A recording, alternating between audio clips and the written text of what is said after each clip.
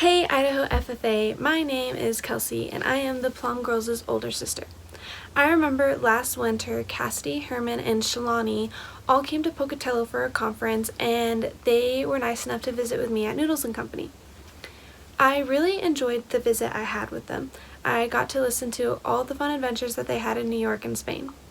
Eventually, they started quizzing me on all your guys' FFA lingo, and I don't know if you all realize this, but you have a lot of acronyms, and I think it's safe to say I failed miserably. However, looking back at the visit, I am so happy. It makes my heart warm that Cassidy has all these lifetime memories and good friends that she can always look back on. Cassidy's always been super passionate about agriculture, and her motivation inspires me every single day. I remember in high school, I always was listening to her practice presentations, speeches, and even interviews with Cindy, whether it was in the living room, in the kitchen, or even in her bedroom across the hall late at night.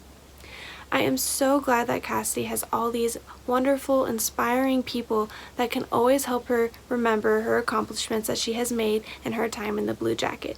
So, here is Cassidy with her RA there to remind us.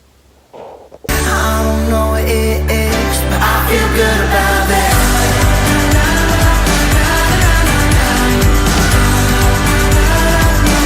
I feel good about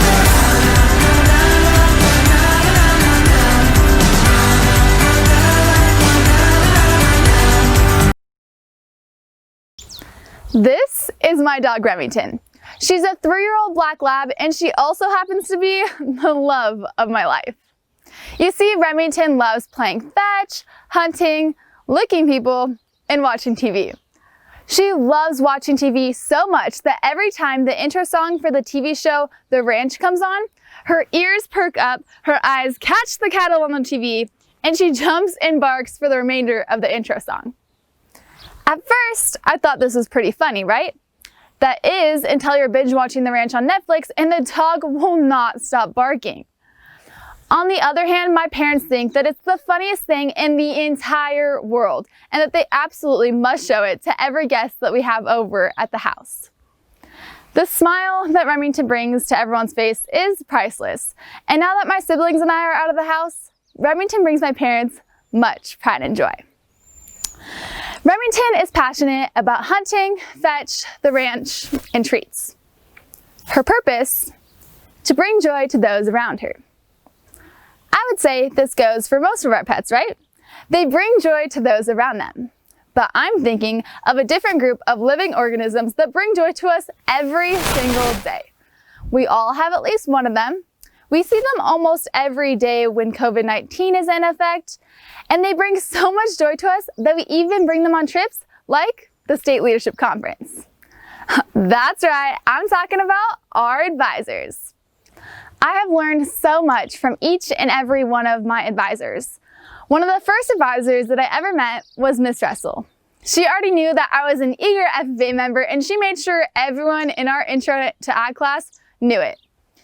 Have you ever been in a class and the teacher uses you as an example sometimes? Well, Miss Russell did the exact same thing to me. Okay, everyone, there's an FFA meeting after school here at Meridian. Several of you should be there. Cassidy, you're going, right? Yes, I will be there, Miss Russell.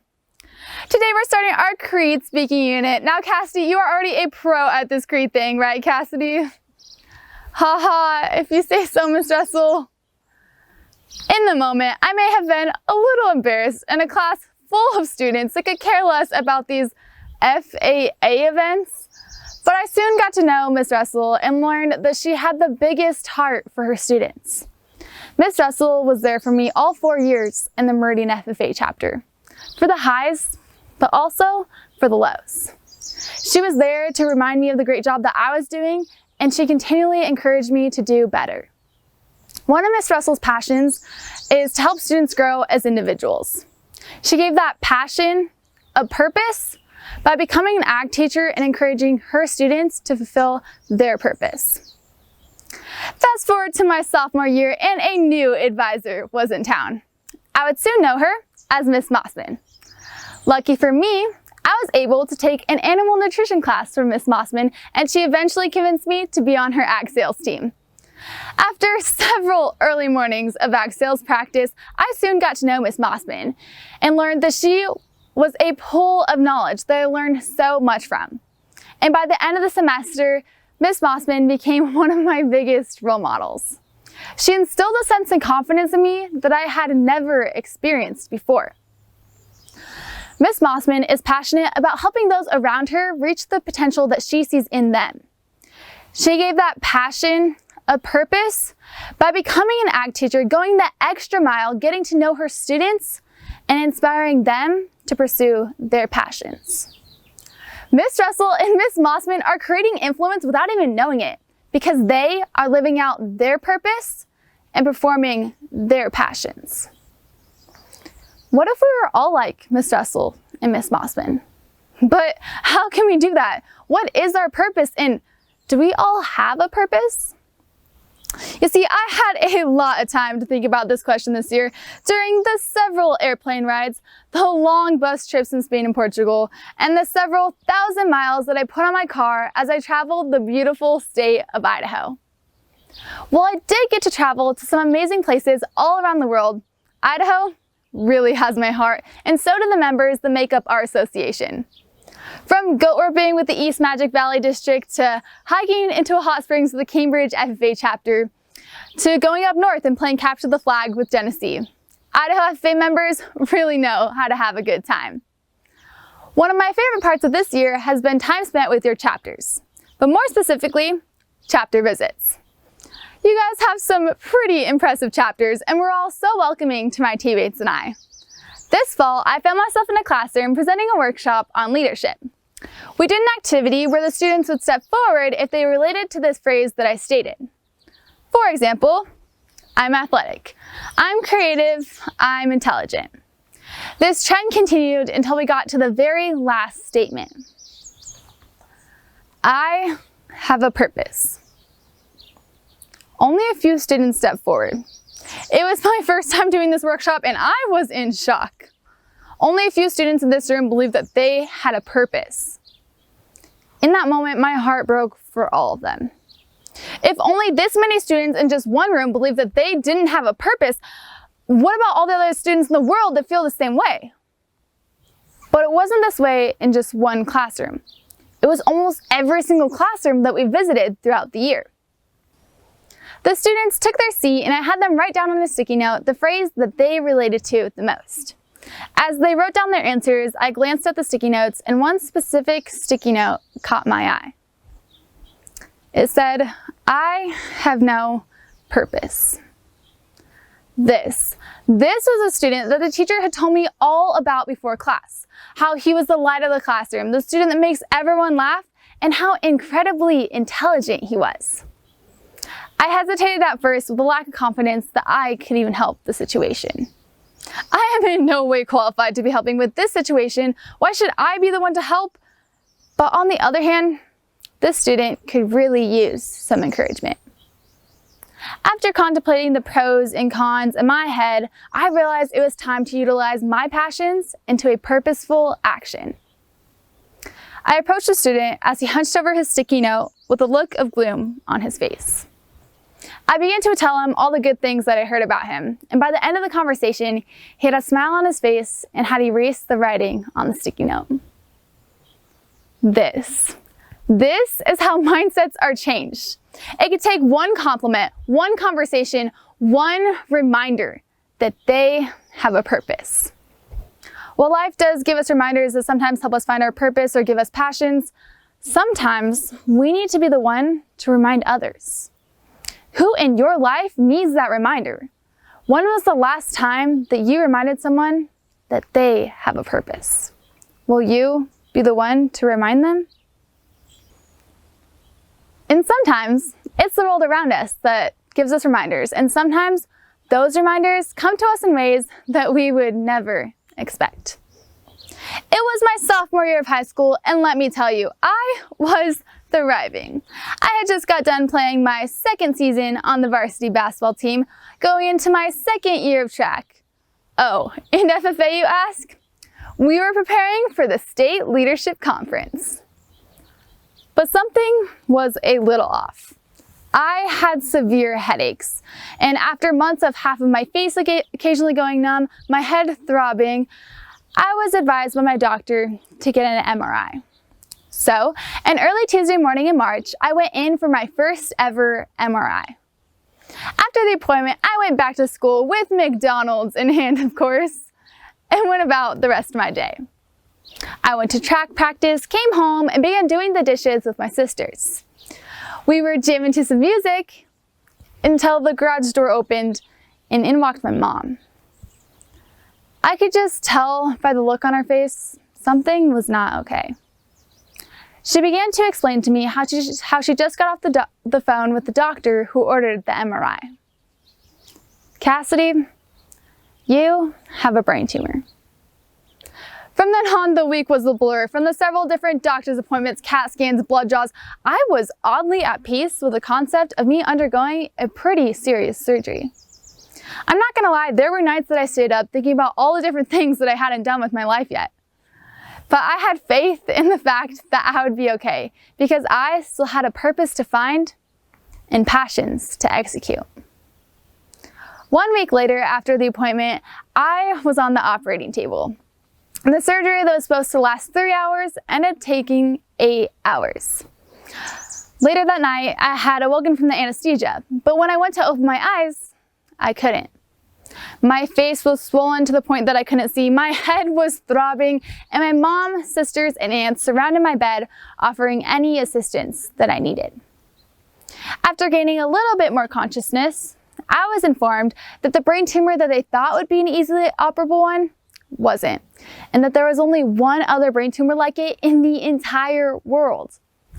And the worst part, the brain tumor was still in my head due to the fear of me going blind if they were to remove all of it. You know, my mom always told me I was special, but I did not think it was because I had a rare brain tumor. I remember being so frustrated in that moment.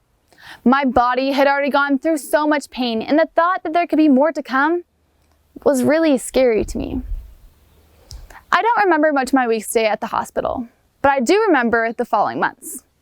In these months, I wasn't able to play sports, I missed the state leadership conference, and I was way behind in school. About a year and a half later, life threw me yet another reminder. The tumor had grown back, and this time surgery was not an option. I underwent several radiation treatments, and I was once again not able to pursue my passions in order to find my purpose. So, it had me thinking, what was I doing to find my purpose? How was I going to change the world? Looking back on these parts of my life, I think about how blessed I am to have the outcome that I have, because some aren't as lucky as me. I was also reminded that time is not infinite, and that we don't know how long our purpose will wait for us to find it. Sure, you might think it was easier for me to find my purpose because I had some pretty big reminders in my life. But there are moments and experiences every day that are there to remind us of our purpose. We just have to look to see them. These reminders in my life have acted as catalysts, which caused my passions to grow and resulted in me activating my purpose. My purpose. To be intentional. Intentional in my work, intentional in learning, intentional of reminding others that they have a purpose. Once we find our purpose, we hold the ability to change the world. Miss Russell and Miss Mossman are changing the world every day through every student that enters their classroom. My dog Remington, well, Remington is changing the world in small ways through every person that she brings joy to. This student in the leadership workshop, he hasn't found his passion yet, and that is okay. But once he finds those passions, his purpose, through those reminders, the world better watch out. I know that I can change the world. What about you?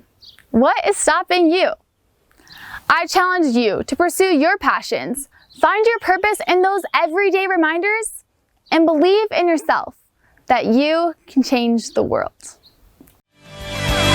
Show me what I'm looking for. Show me what I'm looking for. Show me what I'm looking for.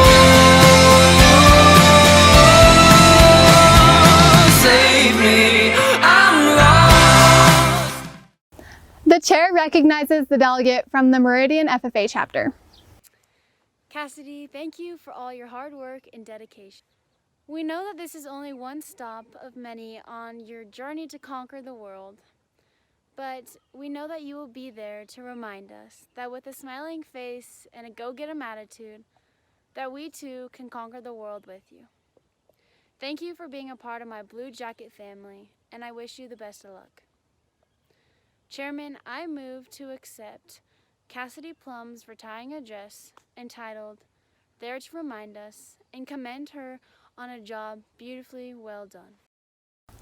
Let the convention minutes show that Cassidey Plum is to be commended on a job exceptionally well done, and that her retiring address entitled "There to Remind Us" was unanimously accepted.